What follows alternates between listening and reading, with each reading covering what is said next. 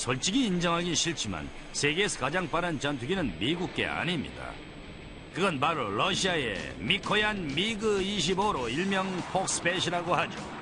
폭스뱃은 마하 3.2의 속도를 자랑합니다. 시속 3,360km가 넘죠. 빠르기만 한 게 아니라 성층권까지 상승할 수 있습니다.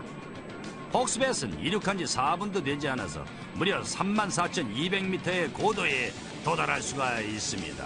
와우! 그러나 즉각 회전하진 못합니다. 명백히 기동성이 떨어진다고 할 수가 있죠. 탱크라고 봐도 무방할 정도입니다.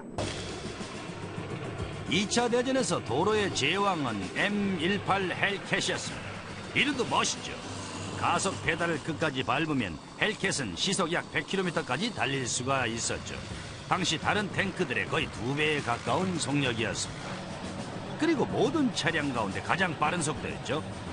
이 M18이 다른 경쟁자들과 얼마나 필적하는지 알아보기 위해서 우린 컴뱃 비히클스라고 불리는 외장 복원 공장에 방문해서 생산자들에게서 직접 설명을 들었습니다.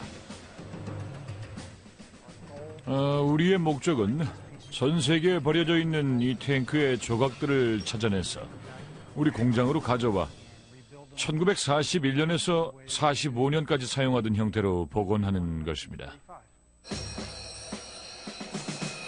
이 사람들은 무려 2000시간 동안 뼈빠지게 렌치를 돌려 녹슨 고철 덩어리를 진열대에 전시시켜 놓을 정도로 탈바꿈시키죠. 모두가 쓰레기라면서 폐차장으로 보내라는 차량을 복원시키는 건 기분 좋은 일이죠.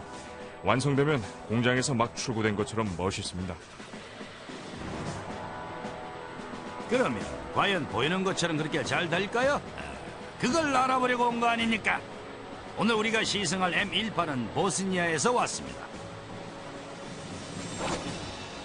2차 대전이 끝나자 미국은 유고슬라비아에 수많은 탱크를 넘겨줬죠.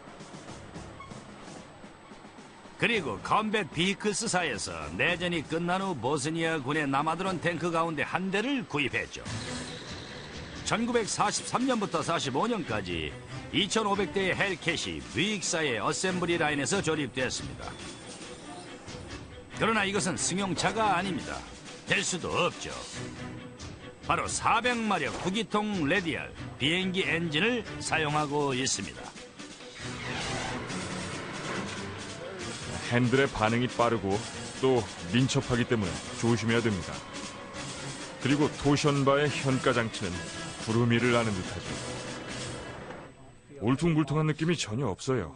바위나 웅덩이 같은 곳에서도 평지만 계속 달리는 그런 느낌이죠. 정말 쾌적합니다. 사랑받는 이유를 알겠어요. 이러한 성능은 오직 한 가지 이유 때문이죠. 바로 초고속 76mm 포로 적군을 신속히 겨냥하기 위해서입니다. 실은 이 M18은 탱크라고 할 수 없죠. 엄밀히 말해 박격포 장갑차입니다. 그러나 자주 대전차포라는 걸로 더 알려져 있죠. 육군의 자주 대전차 부대는 신속하게 이동할 수 있는 빠른 궤도 차량을 원했습니다.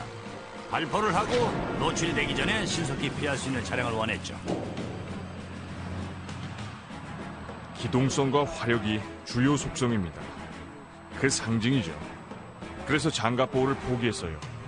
장갑이 무척 얇습니다. 1.6cm 정도에 불과하죠. 반면 셔먼 탱크는 6.3cm입니다. M18은 자주 대전차포의 원리와 기술 가운데 정수만을 뽑은 겁니다. 모두가 원하는 자주 대전차포였어요. 나중에 탄생하는 탱크들은 포의 구경이 더 커지고 화력도 타력도 더 세졌지만 기동성이 떨어지고 속도에서 못 미쳤습니다. 당시의 제1원칙은 빨리 치고 빠지는 것이었죠. 그럼 레이싱을 한번 펼쳐보죠. M18을 다른 자주 대전차포와 달리기 시합을 시켜보겠습니다. 상대는 M36 잭슨이죠.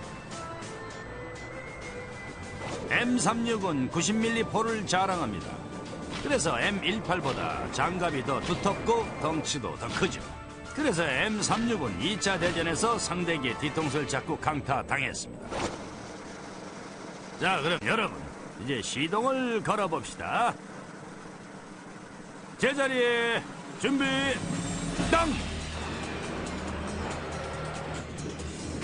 M18이 전부터 날듯이 출발에 일찌감치 앞섭니다. M36의 최고 속도가 시속 50km라는 걸 감안하면 놀랄 일도 아니죠. 우리의 헬캣에 비하면 완전히 거북이죠. 하기에 어떤 탱크라도 M18에 비하면 거북이죠. M18은 2차 대전에서 가장 빠른 탱크라는 명성을 증명했죠. 부드럽게 앞서나가 폭발하듯 피니쉬를 끊었습니다. M36은 먼지만 먹고 말았죠. 기대했던 대접전은 없었습니다. 자주 대전차 부대의 공식 구호는 바로 찾아라, 공격하라, 파괴하라입니다. 그러나 저는 이 친구들의 비공식 구호가 마음에 들더군요. 이들의 비공식 구호는 쏘고 튀자입니다. 야호! 때문이죠. 바로 초고속 76mm 포로 적군을 신속히 겨냥하기 위해서입니다. 실은 이 M18은 탱크라고 할 수 없죠. 엄밀히 말해 박격포 장갑차입니다. 그러나 자주 대전차포라는 걸로 더 알려져 있죠. 육군의 자주 대전차 부대는 신속하게 이동할 수 있는 빠른 궤도 차량을 원했습니다. 발포를 하고 노출이 되기 전에 신속히 피할 수 있는 차량을 원했죠. 기동성과 화력이 주요 속성입니다. 그 상징이죠. 그래서 장갑 보호를 포기했어요. 장갑이 무척 얇습니다. 1.6cm 정도에 불과하죠. 반면 셔먼 탱크는 6.3cm입니다. M18은 자주 대전차포의 원리와 기술 가운데 정수만을 뽑은 겁니다. 모두가 원하는 자주 대전차포였어요. 나중에 탄생하는 탱크들은 포의 구경이 더 커지고 화력. 솔직히 인정하기 싫지만 세계에서 가장 빠른 전투기는 미국계 아닙니다. 그건 바로 러시아의 미코얀 미그 25로 일명 폭스뱃이라고 하죠. 폭스뱃은 마하 3.2의 속도를 자랑합니다. 시속 3,360km가 넘죠. 빠르기만 한 게 아니라 성층권까지 상승할 수 있습니다. 폭스뱃은 이륙한 지 4분도 되지 않아서 무려 34,200m의 고도에 도달할 수가 있습니다. 와우! 그러나 즉각 회전하진 못합니다. 명백히 기동성이 떨어진다고 할 수가 있죠. 탱크라고 봐도 무방할 정도입니다. 2차 대전에서 도로의 제왕은 M18 헬캣이었습니다. 이름도 멋있죠. 가속 페달을 끝까지 밟으면 헬캣은 시속 약 100km까지 달릴 수가 있었죠. 당시 다른 탱크들의 거의 2배에 가까운 속력이었습니다. 그리고 모든 차량 가운데 가장 빠른 속도였죠. 이 M18이 다른 경쟁자들과 얼마나 필적하는 또 타력도 더 세졌지만 기동성이 떨어지고 속도에서 못 미쳤습니다. 당시의 제1원칙은 빨리 치고 빠지는 것이었죠. 그럼 레이싱을 한번 펼쳐보죠. M18을 다른 자주 대전차포와 달리기 시합을 시켜보겠습니다.